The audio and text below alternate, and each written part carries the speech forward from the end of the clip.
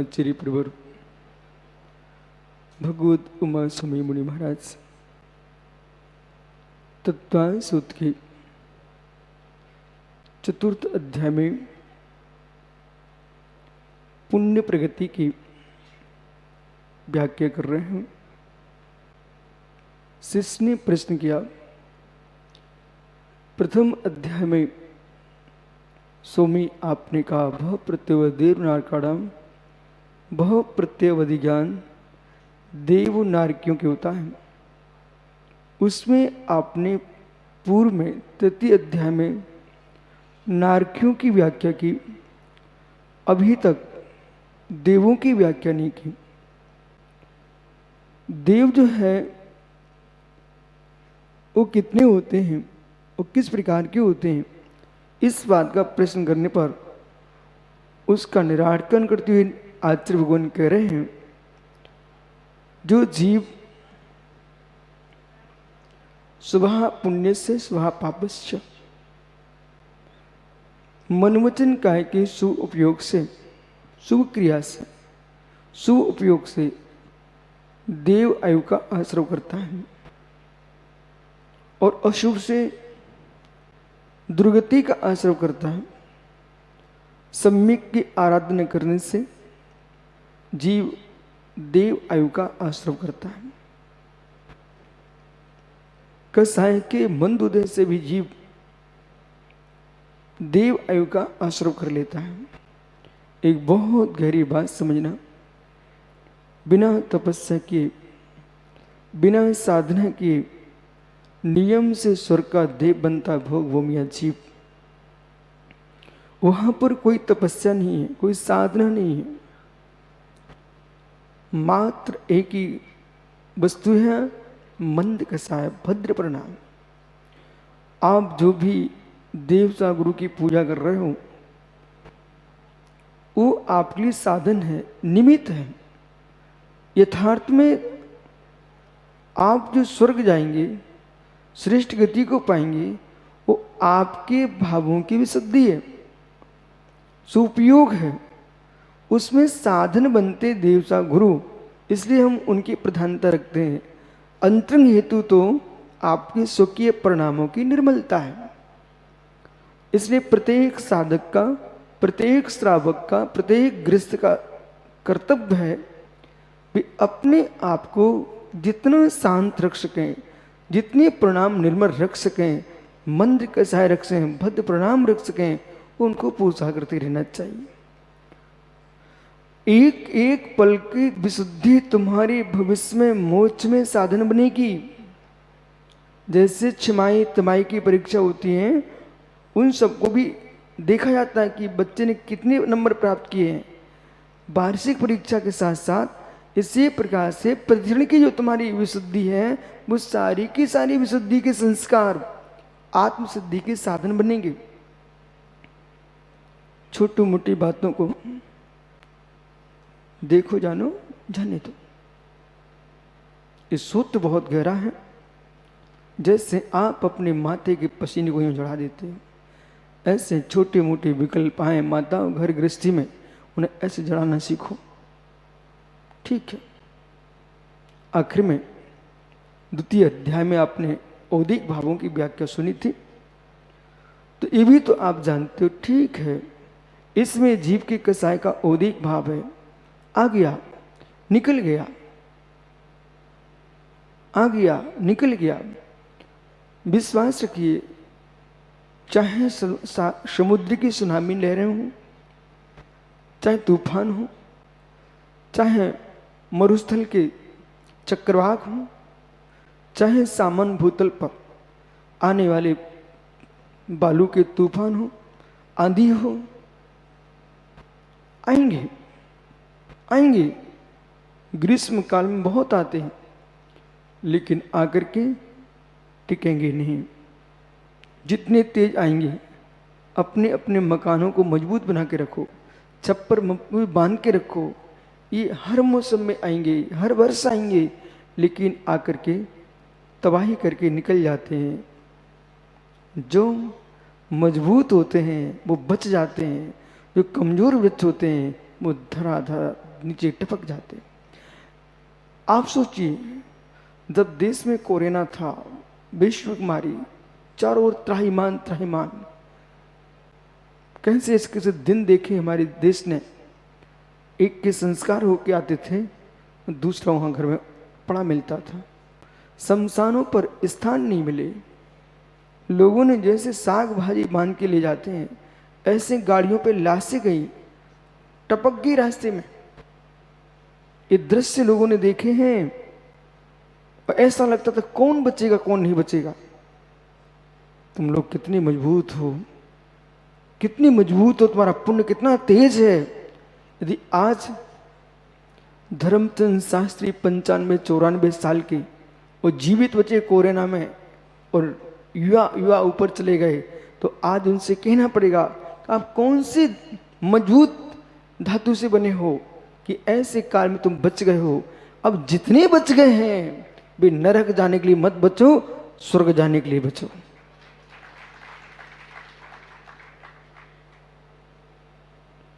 वो गया कि महावीर बढ़िया था, दुनिया चिल्ला रही थी, रो रही थी, और ये वैशाली में साधुओं की सेवा कर रहे थे। मालूम, सुब्रत सागर स्वीकार करो।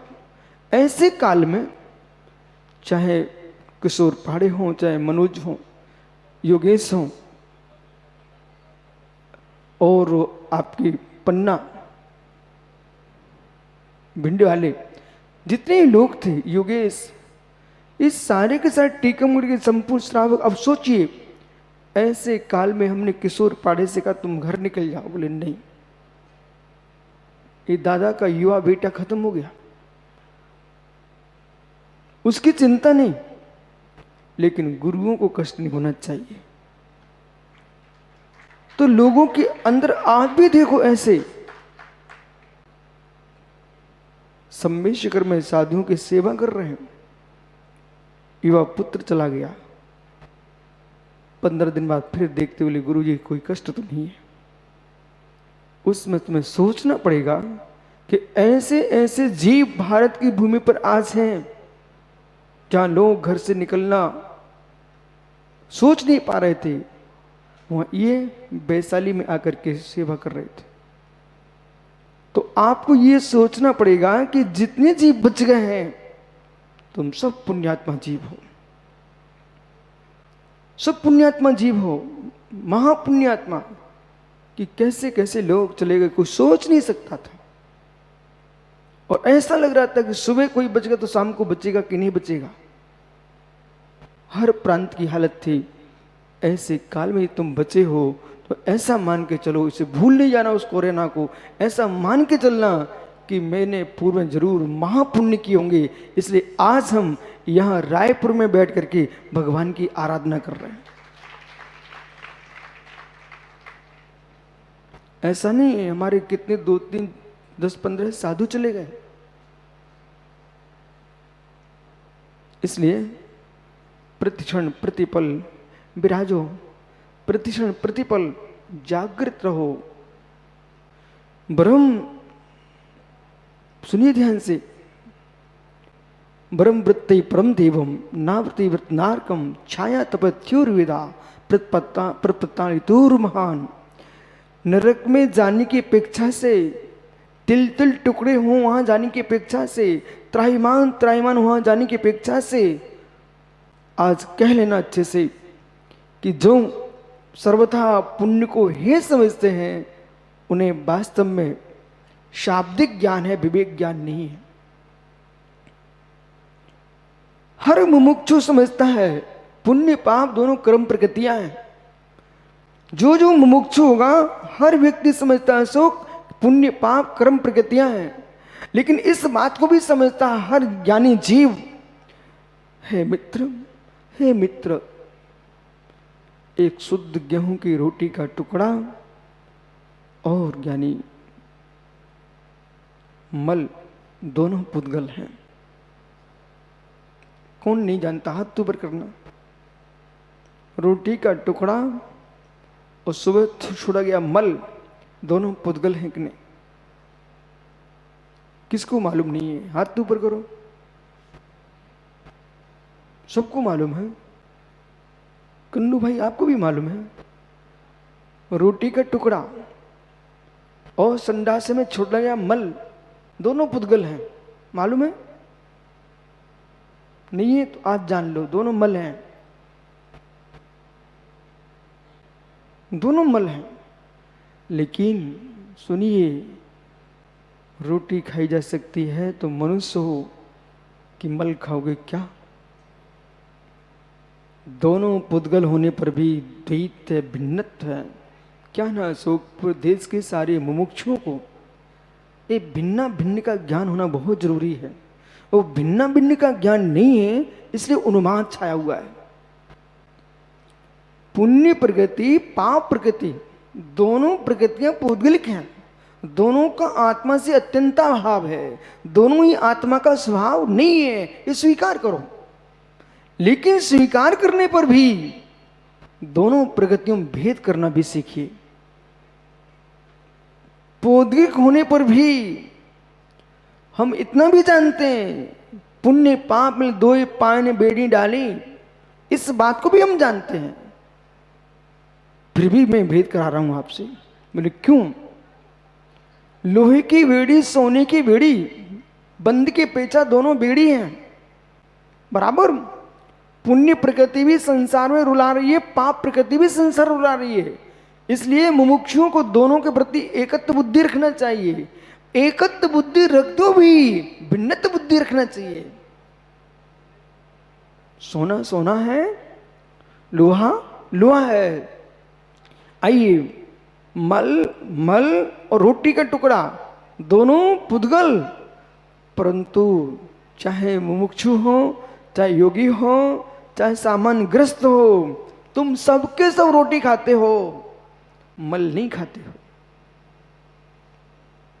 जब तक आहार संज्ञा है, जब तक आहार संज्ञा है, रोटी छोड़ के नहीं बैठ पाओगे।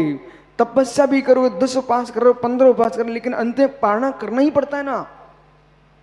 पारणा करोगे नहीं करोगे तो भोजन तो करना ही पड़ेगा। तो जैसे आप मल में और रोटी में अंतर जानते हो, दोनों पुद्गलत्व की अपेक्षा से एकत्व है, पर दोनों के पर्याय भिन्न है। इसी प्रकार से पुण्य प्रकृति, पाप प्रकृति दोनों पुद्गलत्व की अपेक्षा से, बंध की अपेक्षा से एक है, परंतु दोनों का फल भिन्न भिन्न है। एक का फल नरक की पीड़ा है और एक का फल स्वर्ग का आनंद है। और भेद नहीं किया तो मित्र फिर तड़पते पशुओं को देखकर क्यों कराते हो? क्यों नरक की पीड़ा सुनकर क्यों कराते हो? इसलिए भेद करना चाहिए सारे विद्वानों को, भेद करना चाहिए सारे विद्वानों को। प्रत्येक कर्म की प्रकृति में भिन्नत्व है। स्वा पुण्य से स्वा पापस्य। पुण्य प्रकृति साता रूप फलित होती है और पाप प्रकृति असाता रूप फलित होती है। ठीक है। और कहीं एक सज्जन थे भिलाई में, वो प्रवचन भी मेरे नहीं छोड़ते थे। इतना उनको राग भी था तीव्र कि जब भी मैं जहां पहुंचूं वहां पहुंचते थे, लेकिन उनको अपने पुण्य पर इतना अभिमान था, वो कहते थे हर समय कि यही स्वर्ग है, यही नरक है। उनका सिद्धांत ये था कि जो मैं धनपति हूं सो स्वर्ग है, जो गरीब लोग तड़प रहे हैं ये नरक है। मैं समझाता भैया ऐसा नहीं है, ये मनुष्य गति का वैभव है जो तुम्हारे पास है। जो दरिद्रता है ये मनुष्य गति का कष्ट है। स्वर्ग स्वतंत्र है और नरक स्वतंत्र है। और यदि आपकी बातें मानो तो दो गति का लोप कर दोगे। दोनों गतियां, चारों गतियां हैं, स्वतंत्र हैं। कितनी पीड़ा होगी पशु को, लेकिन नार की जैसी पीड़ा नहीं है।